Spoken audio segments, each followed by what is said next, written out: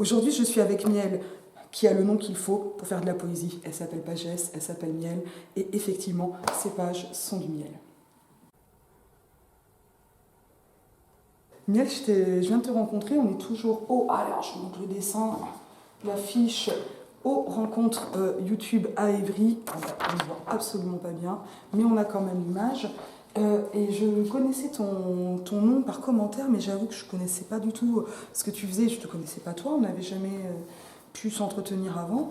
Et bah, c'était bien dommage. C'était vraiment bien dommage. Et là on se voit ici. Tu as une chaîne de vidéos poèmes que je ne connais pas encore, mais je vais mettre le lien dans la description. Et bah, j'invite tout le monde à aller voir et à s'abonner, évidemment. Mais quand même, ces rencontres sont vraiment des rencontres pour toi, parce qu'en plus, tu publies le jour du début des rencontres, donc hier, vendredi 13 mai, un recueil de poèmes. Je ne sais pas si c'est ton premier. C'est mon premier, ouais. Comme les premières rencontres nationales du YouTube littéraire, c'est ça, YouTube et littérature. Et je pense qu'on peut parler de ce recueil. Est-ce qu'on peut le montrer déjà ? Parce qu'il s'intitule La 7e lèvre, il est édité chez Blast. Peut-être qu'il faut dire un petit mot de l'éditeur. Oui, c'est une maison d'édition avec une ligne féministe, queer et antiraciste. Donc poésie politique, ça va pas forcément ensemble. Oh bah si. Allez, on commence. Je crois que toute écriture est politique. Enfin, dès qu'on commence à raconter le monde ou à le fixer, on dit quelque chose, quoi. Moi, j'en suis persuadée, mais c'est quelque chose qui ne va pas toujours de soi. Je ne connaissais pas du tout Blast. Toi, tu les avais en vue quand tu as eu ton manuscrit C'est une maison d'édition toulousaine. Et voilà, ben forcément, on s'est rencontrés sur des tables. Ouais. Et encore une rencontre. Et ton recueil, alors je viens de le lire. Vraiment à la seconde. Quasi. Avant, il y a eu un peu de sport photographique. Il s'intitule La 7e lèvre. L'illustration est hyper belle et elle va vraiment bien avec le recueil. Je trouve... Attends, on va la remontrer, puis ça va me faire une miniature, tu sais. C'est la miniature capture d'écran de la table de montage. Moi, je suis vraiment une flemmarde. Il fonctionne, je trouve, très très bien comme recueil de poésie. Je suis en train de me demander, non, il n'y a pas cette partie sur la 7e lèvre. Il y en a 5. Ouais. Il y en a 5, mais la lèvre, elle me semble vraiment emblématique. Alors il y a cette blague, j'imagine un peu, enfin, quand je dis une blague, c'est pas potache, mais du 7e ciel, de passer à la lèvre. Mais la lèvre, c'est évidemment très emblématique de ta poésie à plein de niveaux, je crois. Est-ce que je me trompe ? Est-ce que tu veux... Ouais, 7e lèvre, il y avait cette idée déjà de jouer avec le fait que, enfin, moi j'en ai 6, et de parler d'une lèvre invisible qui serait comme une part de manque et de désir. Et oui, donc rappeler aussi le 7e ciel, parce qu'il est aussi question de spiritualité dedans. Et plus discrètement, peut-être 7e art, avec une langue qui parfois est un peu cinématographique. Alors quand tu dis cinématographique, je pensais en parler plus tard, mais là pour le coup je rebondis, c'est qu'il y a souvent, par exemple, cut. Et ça, je trouve que ça fait vraiment un effet, peut-être vidéo-poème, de changement de séquence. Est-ce qu'il y a des interactions, j'imagine, entre ce que tu fais en vidéo-poème et la poésie ? Est-ce que ces textes viennent de vidéo-poème ? Non, c'est que des textes inédits. Et les textes que j'écris pour la vidéo, j'essaie vraiment d'avoir une attention particulière, peut-être pour qu'un jour ça puisse être publié. Mais c'est sûr que les deux langues se mélangent malgré moi, je crois.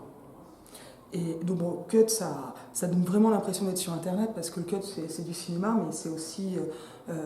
sur YouTube, on est quand même habitué, alors pas chez moi, effectivement, mais on est habitué au cut, au changement de plan, notamment dans les vidéos-poèmes, mais pas seulement.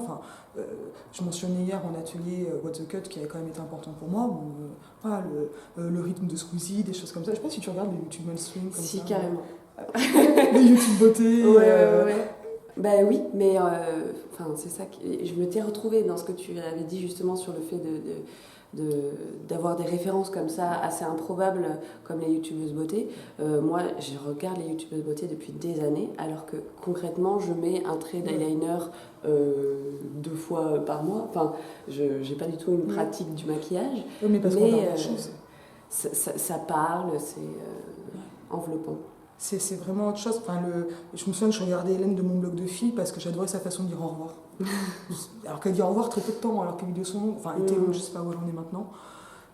Et j'avais vu un moment sur le Twitter féministe qu'en fait, les sorties vidéo d'Hélène de mon blog de filles, à un moment, enfin féministe, je pense à quelques tweeteuses en particulier, mais devenait un événement, quoi. Genre. Mais elle a quelque chose ouais, comme tu dis, enveloppant, qui fonctionne vraiment bien.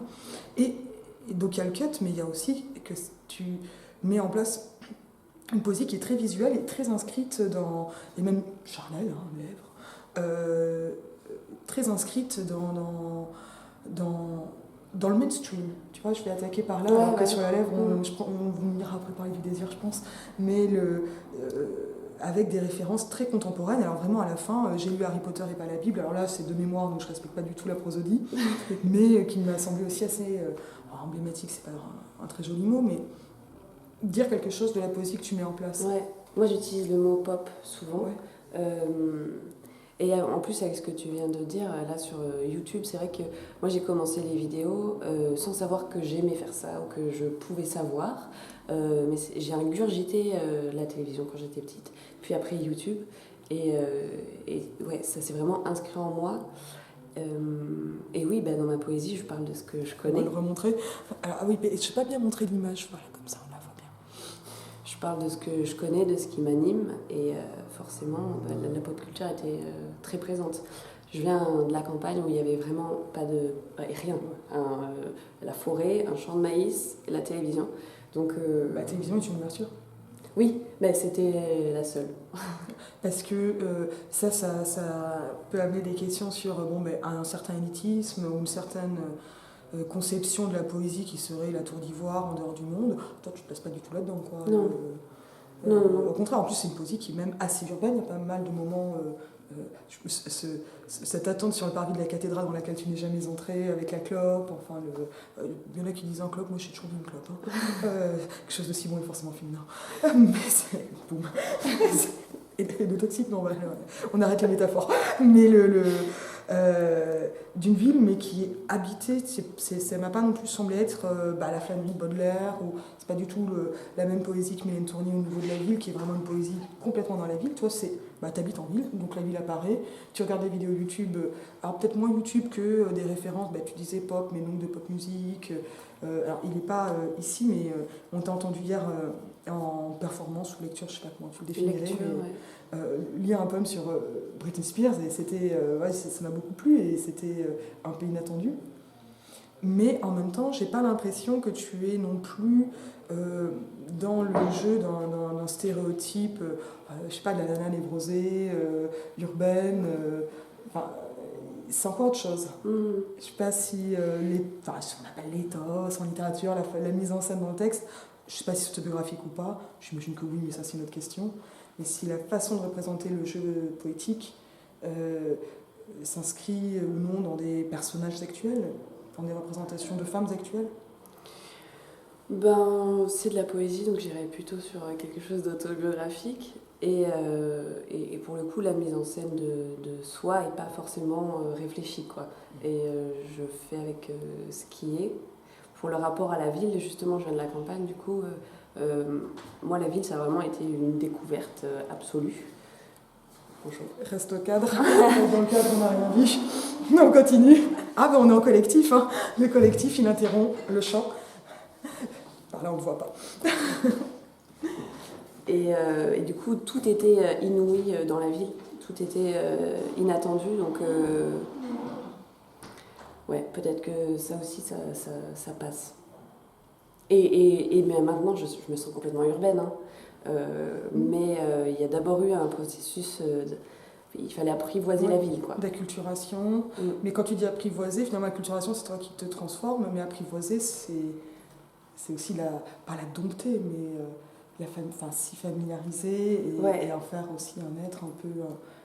une altérité. Oui. Et la matérialiser.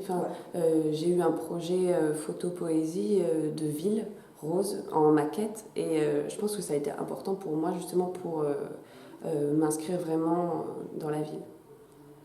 Et on mettra les liens, hein, tu vas m'envoyer tout ça, et puis moi je mets tout en description, comme ça vous pouvez aller voir. Mettez des likes, ça fait du bien aux gens, il faut se soutenir. Je n'en demande jamais pour moi, mais donnez-en moins aux autres, quoi. Et là, il va peut-être falloir quand même avancer sur les vrais sujets, si je puis dire.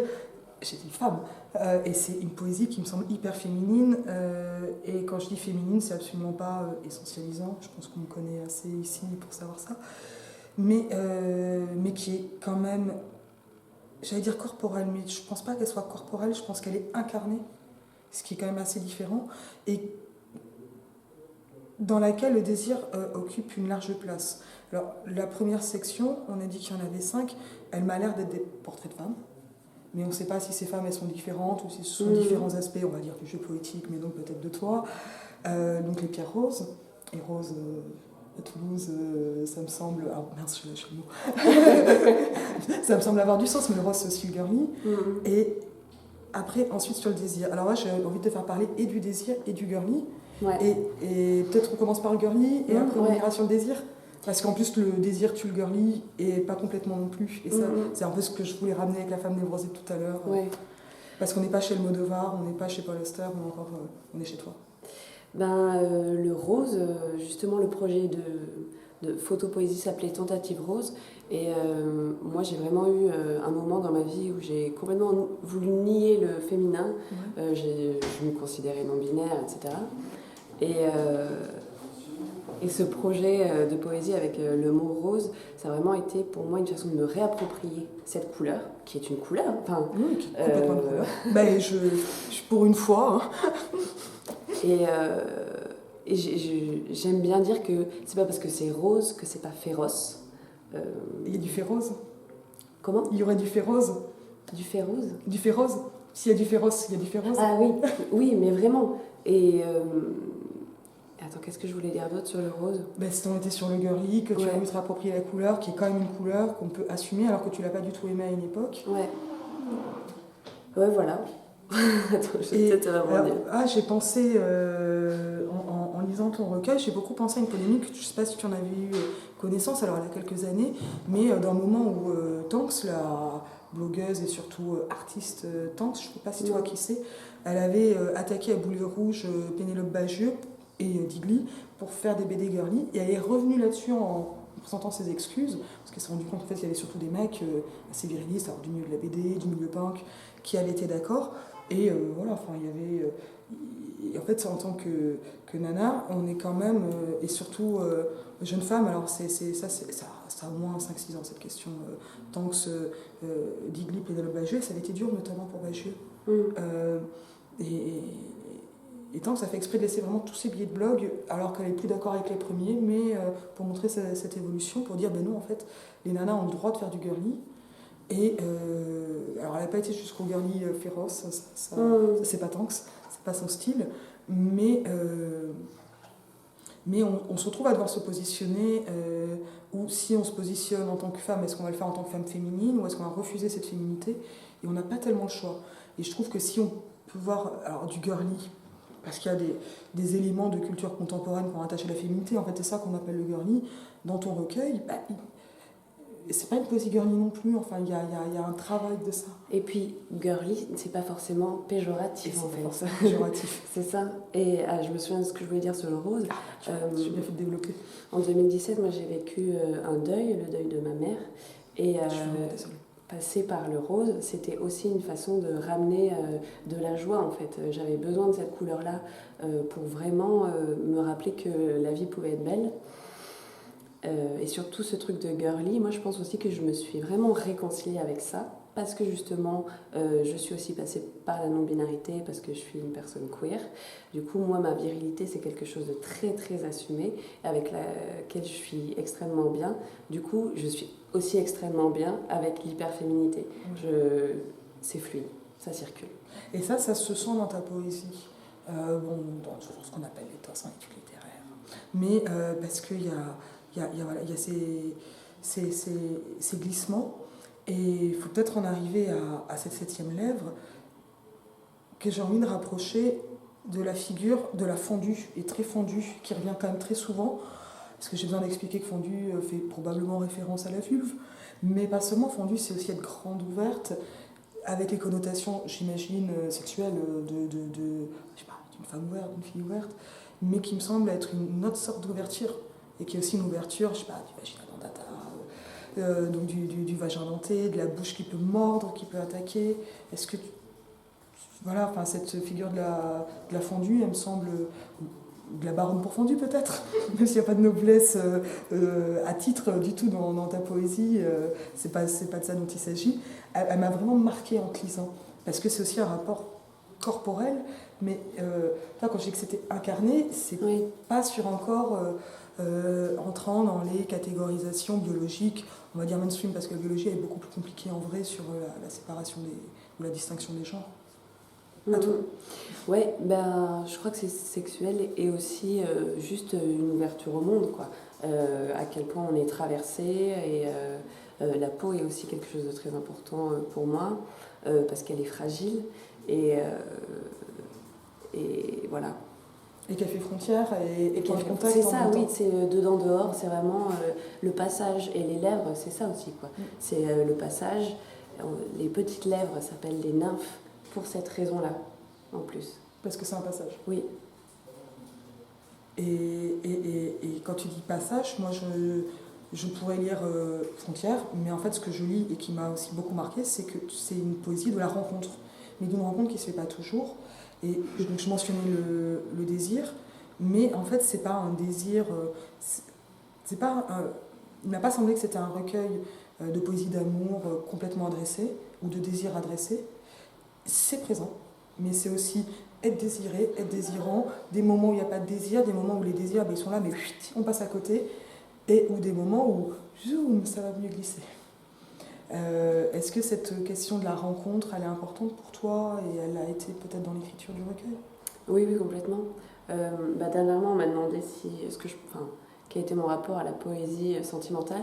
Et c'est vrai que c'est pas un grand mot. Non, c'est pas un grand mot, mais comme bien. J'aurais pas pensé à te le dire en disant sentimental. Toi, je te dis, moi, amour, désir. Mais bon, j'ai appris aux secondes que amour, désir et mariage, c'était pas la même chose. C'était choquant. Mais c'est ce que j'aime lire. Et j'ai l'impression quand même que les poètes, les poétesses sont nés des grands amoureux, profondément. Donc, ouais. Et la rencontre, c'est le sujet, ouais. Et avec des scripts amoureux contemporains sur être ghosté, se voir, mais qui sont aussi ceux de la personne, je ne vais pas dire en face, mais qui peut répondre. Enfin, c'est pas une poésie amuse, j'ai envie de dire, où il y aurait en fait un amour unidirectionnel, heureux ou malheureux, ou alors avec une histoire. Mais il y a vraiment du retour. Et du retour, on sent qu'en fait, il peut y avoir un autre recueil de l'autre personne. Ou des autres personnes d'ailleurs. La singularité de cette personne n'est pas du tout établie. Même s'il y a, il me semble qu'il y a du tu et du vous là, mais plutôt du tout. Plutôt du tu, ouais. Oh, mais bah, ça, c'est un truc de camarade. mais d'ailleurs, derrière un tu, il peut y avoir plusieurs tu en fait. Hein. Mais que c'est comme s'il y avait dans ton recueil, cet autre recueil que tu pourrais recevoir de la même façon, enfin que c'est vraiment réciproque. Ouais. Et ça m'a paru assez fort. Ça, tu l'as pensé dans... Enfin... je ne l'ai pas pensé du tout, mais c'est vrai que je suis inspirée par quelqu'un, par les gens, et que la poésie, c'est pour moi vraiment une façon de connecter avec les gens, une façon de faire lien. Parce que je suis plutôt taiseuse, je suis très silencieuse. Tu me disais tout à l'heure. Et la poésie me permet de parler avec les gens, en fait. C'est vraiment mon moyen de leur... de t'adresser. Oui, de m'adresser.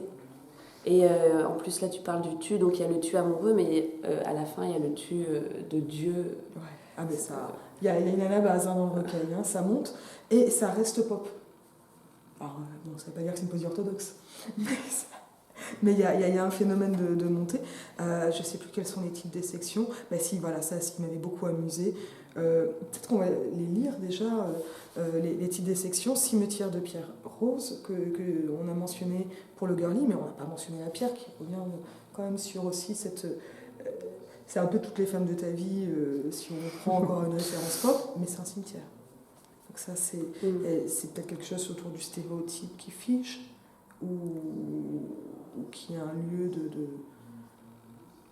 de mouvement paradoxal. C'est dur d'en parler parce que je veux que ça reste ouvert à l'interprétation des gens. Et dernièrement, on m'a fait des interprétations auxquelles je ne m'attendais pas. Donc c'est vrai que j'ai pas forcément envie de donner une direction. Ce que je pourrais dire pour cette première partie, c'est que j'ai lu Monique Wittig, je l'adore, et que je suis imprégnée de ça aussi, d'une espèce de mythologie féministe, queer, où et j'ai une vidéo d'ailleurs un peu comme ça, où une île où des personnes vivraient en toute liberté. Les utopies. D'abord par la poésie. Corde avalée par l'idée d'une autre, sextape rhapsodie, les oiseaux aussi, et la base, hein, Ordali, Lali, Lala, qui monte bien, ça monte, ça descend, et avec de l'humour. Et en te lisant, je me disais, enfin je te l'ai dit tout à l'heure, c'est pas potache, c'est encore autre chose le potache, on n'est pas exactement dans le comique, on n'est pas exactement dans l'ironie, mais on se fait pas chier, quoi, pour le dire en gros, on s'amuse quand même. Et c'est assez joyeux, même. Qu'est-ce que... Ouais, pareil, mon projet Tentative Rose était assez comique, je sais pas, mais oui, il y avait quelque chose de très très ludique. Et ça, pour le coup, mon inspiration, c'est Anne Archer, qui est une Québécoise, qui a écrit, qui est sous pseudonyme, et qui a écrit sur l'anarchie, et beaucoup sur l'érotisme, voire la pornographie. Donc on trouve ses textes en ligne et aussi en livre. Et elle s'amuse, enfin, c'est quelqu'un qui troll, quoi. C'est une trolleuse. Comment tu l'appelles ? Anne Archer. Je pense que tu l'aimerais beaucoup. Je crois que je l'ai vu passer sans savoir qui c'est, mais enfin, je peux voir. Ouais. Et là, ça m'intéresse, j'ai envie d'aller très voir. très politique. Ouais. Et par exemple, sur le web, on peut trouver un web feuilleton polyamoureux. Je crois que je suis tombée sur son blog il n'y a pas longtemps. Mais il y a genre quelques mois. Ah ouais. C'est possible, mais on va essayer de mettre le lien en en description. Plusieurs, mais peut-être pas tous alors. Elle est vraiment prolifique. Et ouais, elle s'amuse. Et en fait, en lisant Carnet écarlate, fragments érotiques lesbiens, je me suis rendu compte qu'en fait, il fallait juste se faire plaisir. Et, dans tous les sens en plus. Dans tous les sens. Dans tous les sens. Et en fait, l'humour, ça fait... Ben ouais, on se fait pas chier.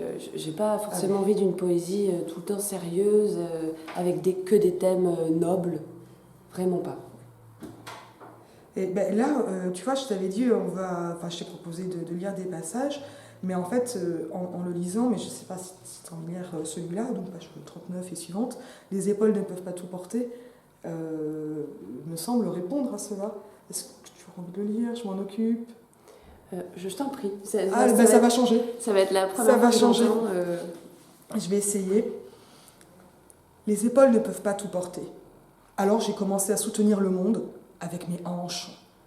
Rouler du cœur montagne, débridé comme nos premiers scooters, danser seul dans ma chambre. Les forces légères de la pop sur mon âme. Au collège, déjà, cette réputation, la très fondue. Celle qu'on entr'ouvre, pour respirer la petite brise, celle avec la gueule presque enragée, licoreuse. Ma peau a pris la place d'une personne qui présente la météo dans ma vie. Ma ride du lion donne l'heure comme un coucou bloqué. Les petits cheveux qui me chatouillent l'oreille sont des amants à couper le souffle. Ma gorge interprète le rugissement de mes cuisses, très discrète. Oussaïd, je t'ai confisqué mon corps. Stop that. J'ai juste fait semblant de le lancer. Please. Regarde dans mon dos, un cœur te parle. Surprise! Je me masturbe. Pour tuer les après-midi, la crotté des matins, enfumée de Lucky Strike, rien à faire que flâner dans sa propre culotte, poignée de sable en slow motion entre deux vidéos YouTube. Je me masturbe. Je vais essayer de regarder l'objectif pour accentuer l'effet. Je me masturbe sur les réseaux sociaux, la joue mal réveillée. Nouveau message. Autant checker par moi-même, ce qui exalte l'amour au miroir et pousse se dresser.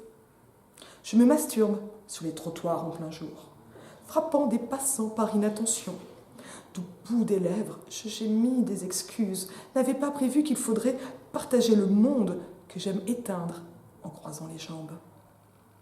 Je me masturbe pour apaiser le trac, détacher le stress de l'aube dès que j'ai plus d'une minute. Je retiens d'une main assurée mes fringales d'avaler, mon shopping à la mélancolie. Celle-là m'a vraiment marqué. Pour tuer les hommes en moi, je me masturbe. Pour ne pas hurler, je me masturbe. Je me masturbe dans les champs de tournesol et les nuages lilas. Je me masturbe seule au milieu du Capitole. Parce que c'est impossible. Je me masturbe en chevauchant une étoile filante, en avalant la voie lactée. Je me masturbe dans le beurre de cacahuète, les amandes au chocolat. Je me masturbe dans les excès de vitesse et les livres de philosophie. Je me masturbe chez le docteur en demandant pardon pour les cigarettes. Je me masturbe dans l'absolu. Je me masturbe près du balai à serpillière. Je me masturbe pour me gâter. Je me masturbe dans les papiers administratifs. Je me masturbe quand il fait cri. Je me masturbe en Dieu, en moi, chez les autres. Je ne touche à rien qu'à ma bouche pour éviter de dévorer les tableaux de nature morte et de dire le désir qui me poursuit. Tous les jours, je me mords la queue à lire des livres qui ne provoquent rien en moi que mes mains qui descendent pour adoucir l'attente. Merci Adélie. Et, ça me fait vraiment plaisir d'entendre quelqu'un d'autre parce que je suis habituée à lire mes textes énormément et celui-là notamment que je connais par cœur et que je performe au hula hoop. Ah oui, parce que comme ça en plus on a le mouvement des hanches et les hanches reviennent très souvent dans ta poésie. Et en plus forcément ça m'épuise, donc le souffle se change, la diction est transformée. Et je suis de plus en plus épuisée. Et comme ça, on entend le souffle qui se ralentit. Là, pour le coup, après, j'ai une souffle d'asthmatique habituelle, asthmatique fumeuse. Mais je l'ai trouvé extrêmement fort donc, sur l'expression du désir qui est même pas... aussi de la masturbation passe-temps. Tu vois, qui n'est pas Nina Hagen à la télé viennoise, autrichienne, je ne sais pas si c'était à Vienne, ça devait être à Vienne, où ça devient un acte qui est quand même assez politique, tu vois, d'un hédonisme politique, et féministe, queer, que tu mentionnais, mais aussi avec ça passe le temps, et avec cette espèce d'opposition à la branlette intellectuelle, qui me semble être le sous-texte absolu, ou... je me masturbe sur des livres en attendant le reste. C'est ça, je lis des livres qui me font chier. Et d'un désir qui n'est pas forcément un absolu. Et ça, j'ai trouvé ça vraiment important pour l'amour comme pour le désir. Et je ne sais pas s'ils sont toujours séparables, ni dans la vie, ni dans ton recueil, ou séparés. Mais sur ces expressions du désir qui sont à la fois très charnelles, très pleines, et en même temps, c'est aussi là, parce que c'est là, comme on va bouffer les amandes au chocolat, le beurre de cacahuète, et... what else, quoi. Ouais. Ça fait partie de la vie, et voilà. Ouais. Et je sais pas, là pour le coup, j'ai développé moi-même ta propre poésie, c'est quand même extrêmement impoli. Mais je sais pas si c'est... ça me paraît quand même très présent, cette idée de désir. De désir dans toutes ses dimensions, en fait. Et que la 7e lèvre, c'est un livre sur ce que les lèvres ne devraient pas dire, qu'elles disent quand même, mais ce qu'elles vont d'abord vivre. Mais le désir dans toutes ses dimensions aussi philosophiques et je pense que ça je l'ai écrit il y a 2 ans. Là je suis en train d'écrire et d'essayer de peaufiner encore des choses. Mais c'est vrai que j'ai envie d'aller de plus en plus vers un désir catastrophique, un désir souffrance. Et là je pense à Pascal Quignard dans La nuit sexuelle qui dit que le masochiste c'est celui qui souffre du désir. Donc celui qui en a trop, si on peut trop en avoir, mais en tout cas qui le vit comme une douleur. Tu vas vers la douleur. Ah, ça m'intéresse. J'attends avec impatience la suite. Parce que là, tu as signalé le passage vers l'ordalie qui n'est pas complètement prise au sérieux, mais qui est quand même là. Ordalie, Dalila. Pour le ramener à une matérialité. Et il n'y aura personne pour filmer il faut qu'il y ait quelqu'un pour filmer l'Apocalypse. Et finalement, est-ce que c'est que tu es en train d'enlever cette peut-être dimension qui est encore peut-être une distance qu'amène, on a dit pas le comique, mais l'amusement par rapport aux choses, pour aller vers quelque chose de plus absolu, mais qui pour le coup devient plus douloureux. Ben oui, déjà, Dieu, j'avais besoin de le ramener à quelqu'un comme vous et moi, et à qui je parlerai sur MSN. Il a un compte Twitter, hein. Il peut. Et enlever cette distance, oui, comme tu dis. Et peut-être que toi, tu en liras. Oui, qu'est-ce que je pourrais lire? Ouais. Parce que pour le coup, finalement, c'est quand même plus intéressant si c'est toi qui lis que moi.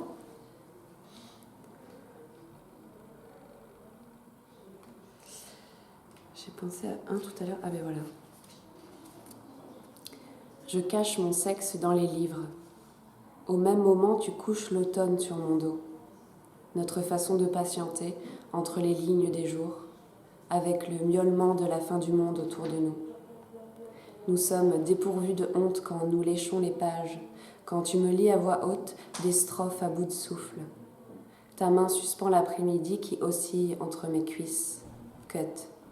J'ai 2 cœurs qui battent, tu as la langue sur le plus petit des 2. Sous tes doigts de petits éclats de verre, sur mon clitoris une aiguille, sur mon ventre tu tatoues avec de la salive, omne animal tristé. Cut.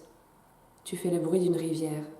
Je te serre dans mes bras, la douleur et le plaisir nous font nous ressembler, 2 nuques blessées de lèvres.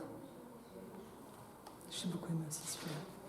Et tu veux en dire quelque chose? Pourquoi tu l'as choisi? Je sais pas. Non, mais il n'y a pas forcément de raison peut-être- et un grand discours théorique derrière. Hein. Peut-être parce qu'il commence par je cache mon sexe dans les livres et que ça peut être une façon de parler du recueil. Et peut-être parce qu'il y a omne animal triste aussi, qui vient de l'expression latine post-coitum omne animal triste, et donc qui veut dire qu'après le sexe, après le coït, on ressent une petite dépression, on est triste. Et, Tout baisse. Donc, pour parler de cette proximité entre désir et tristesse. Et qui donc déjà présente dans la 7e lèvre à ce moment-là. Et ce rapprochement, alors qui est favorisé par la paronomase entre livre et lèvre, tu l'as travaillé quand même dans ton recueil. J'ai pas fait exprès, pour te dire, il y a 2 semaines, pendant un spectacle que j'ai qui s'appelle Donner la dictée, qui est un espèce de cours littéraire sur l'érotisme et qui finit avec une dictée. J'ai fait un lapsus. Je parlais d'Anarché justement, je disais qu'elle avait publié plusieurs lèvres et je voulais dire livre. Et c'est là que je m'en suis rendu compte en fait par un glissement de la parole accidentel. Le fameux lapsus. Et là, il y a encore une dimension qui m'a vraiment frappée dans ton recueil, c'est sa dimension orale. Et c'était vraiment, bon, là on a eu une lecture, on a entendu d'autres poèmes hier, bon, ça pour le coup, on pourra le trouver sur la chaîne d'Evry, du Littératube, c'est pas une chaîne d'Evry. D'ailleurs, Evry, lèvres, livre. Ça continue, ça nous poursuit.